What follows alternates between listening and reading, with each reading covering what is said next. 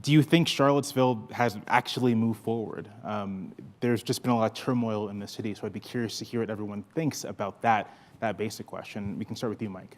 Okay, thanks. Well, it's great to be here, of course, and Jamelle's a local, which is awesome. And I kind of wanted to start off with a couple of background points. How many people here have been to Charlottesville? Oh, so wow. this is very common. And I have a pet theory that one of the reasons that people ask, why Charlottesville? We're a extremely progressive southern city. We voted for Bernie Sanders over Hillary Clinton. We have a major office of the International Rescue Committee that brings in over 100 Muslim political refugees who very happily, without much controversy, resettle in our borders, become our neighbors, and work in businesses. And we have the University of Virginia, which is trying very hard to become more diverse and innovative in lots of different ways. And we have Thomas Jefferson and Legacy Monticello, which is Leslie's doing great work to bring into the modern era. And so it's a very dynamic, progressive city, which is also a southern city, and which has been doing a lot of work to come to terms with a past common to many southern cities, but Charlottesville has its own awfulnesses and cruelties that are in our past that have a lot of harm associated with them. And so we started a project to try and tell the truth about race in Charlottesville and try and change the narrative. And that happened in a city that also is very famous and that virtually everybody here has been to and knows about.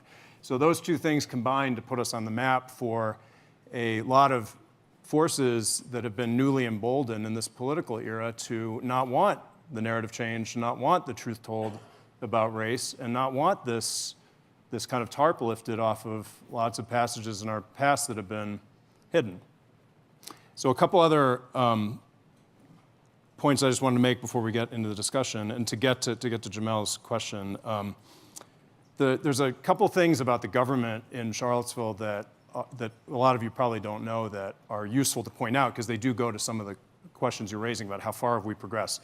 We have a part-time citizen legislator form of government where the mayor and the 4 other members of city council serve part-time. And you can thank Thomas Jefferson and his people around him for this design of government. Our delegates and senators are also like this in Virginia. We've got a full-time city manager who is the CEO of the government, who commands all operational aspects of the government, including policing and communications. The city council is a policy-making and budgetary body. And so my job, the stipend, it's a very intense job, but the stipend that you get paid to be mayor in our city did not cover our daycare bills for our 2 3-year-old twin boys.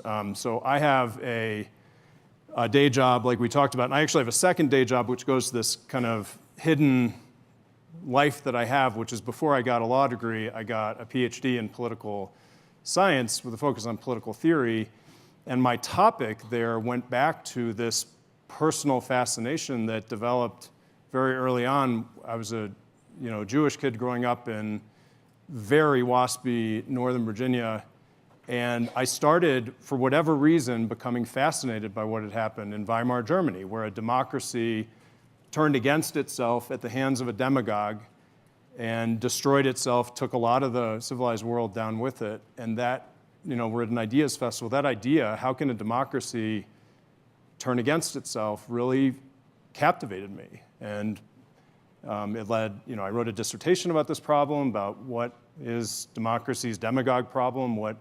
I wrote a play at one point and produced a play that was sort of modeled on It Can't Happen Here by Sinclair Lewis. This was like when I was 24 years old in graduate school, a very different chapter of life. But that idea, so it was a very odd situation I found myself in, being the mayor of this city with, I have argued, a candidate who chose the tactics historically of demagogues to work to create a populist political campaign premised on white nationalism, joining up with the Republican Party, working its way into the White House, and then a lot of those forces unleashed come to my city. And my feeling and the argument of my dissertation was that the demagogue problem is solved from within the citizenry of a democracy by constitutionalism. So people are the antidote to the demagogue problem.